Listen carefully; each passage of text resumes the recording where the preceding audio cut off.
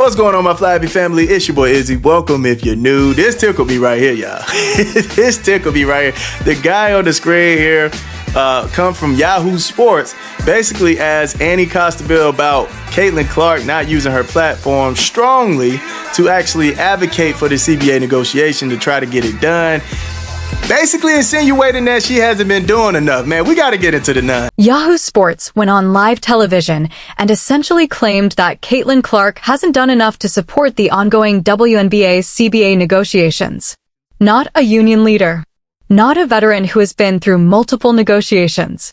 No, according to them, the responsibility somehow falls on Caitlin Clark.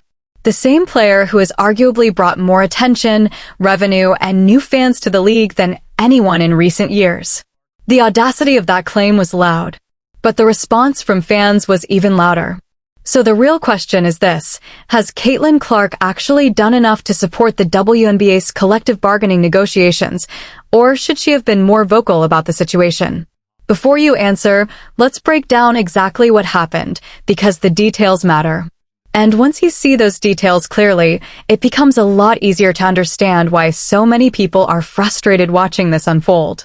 I want to be fair, but also real for a second, right? Like, there is one player in the W that tomorrow could call up Saturday Night Live and host it. There's one player in the W that has that level of platform that everybody pays attention to.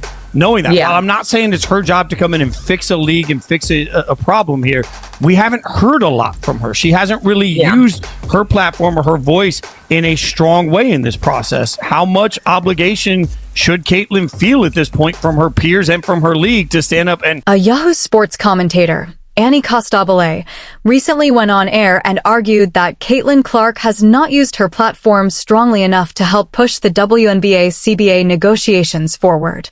The framing of the criticism was careful. Costabile acknowledged that it is not technically Clark's responsibility to fix the league or carry the negotiations on her shoulders.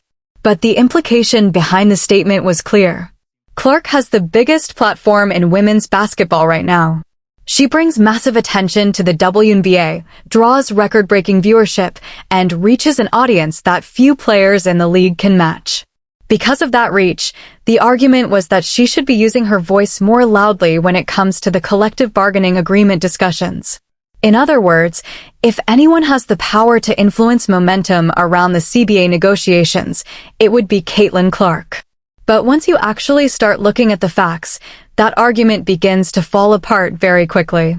And the deeper you dig into what Clark has already done for the league, the harder it becomes to understand why the criticism was aimed at her in the first place. Should feel obligated at all right? And to say that she hasn't said anything, it shows you're not paying attention. Caitlin already stated they need to play ball.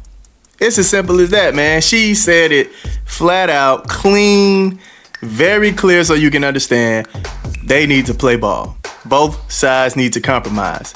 Basically, during the USA training camp, she said we need to play. All right. Caitlin Clark had already spoken about the CBA situation weeks before this television segment ever aired.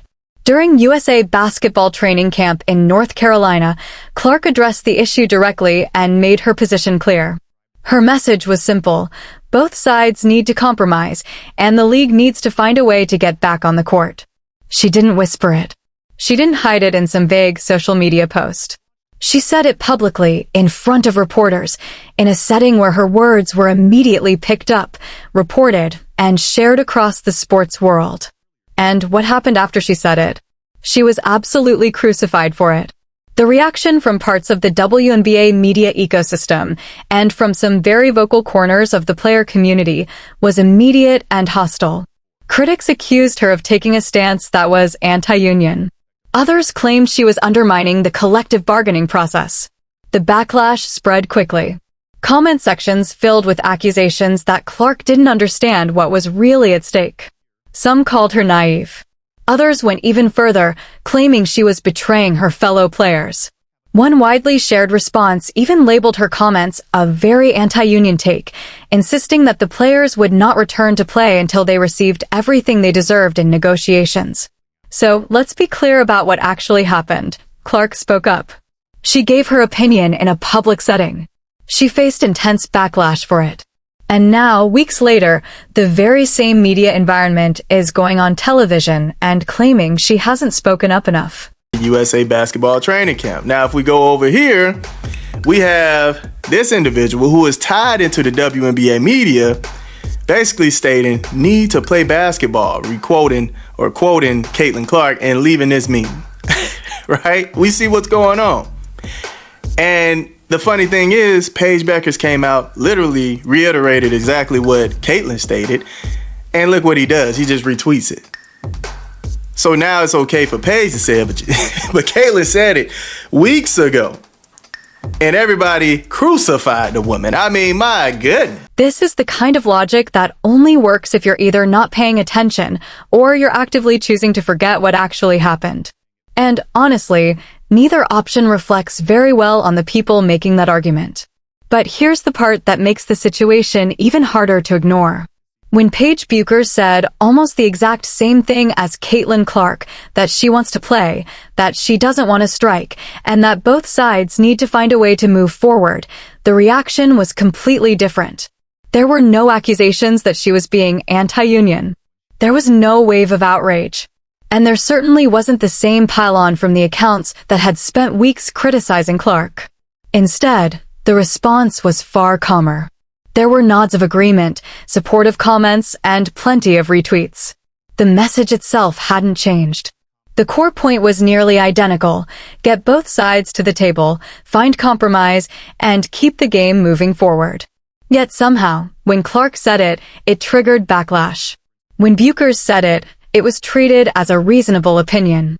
If the message had truly been the problem, both players should have faced the exact same reaction. But they didn't. And that difference tells you something important. The real issue was never the message. The issue was who said it first. Caitlin has already stated what needs to happen. She has done more than enough to help this league. More than enough. Are we forgetting this as well? When Allison Barber stated what Caitlin Clark said to the WNBA about them selling out the away games. Let me play it again so y'all can remember, man. Because some people might have forgot. Look. After a few away games and all of the sellouts, Caitlin asked the WNBA if they would pay spot bonuses to the away team players.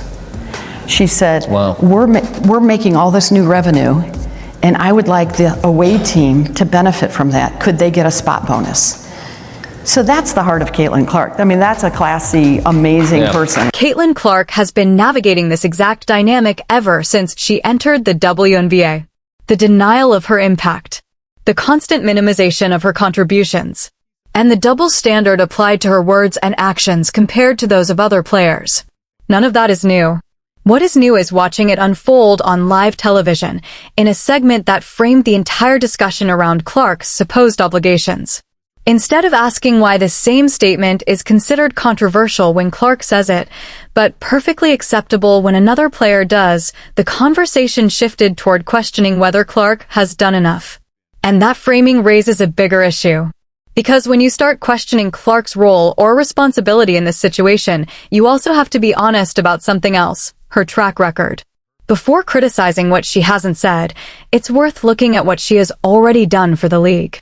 And once you examine that record closely, the narrative presented in that Yahoo Sports segment starts to look a lot like selective memory. For Caitlin by any means, but what I've gathered, having covered Caitlin for years now, even going back to Iowa, covering some of her tournament games at Iowa, I think she's always been a very calculated person. And in the current stage of her schedule, she's not playing anywhere right now. So her media obligations are very limited. So when you look at these other players who are being more vocal, it's not necessarily because they're going out of their way to speak to the media. They are obligated to in different settings, whether it be Unrivaled, Athletes Unlimited. Now, Neko Gumike, the president of the WNBPA, has certainly made herself available.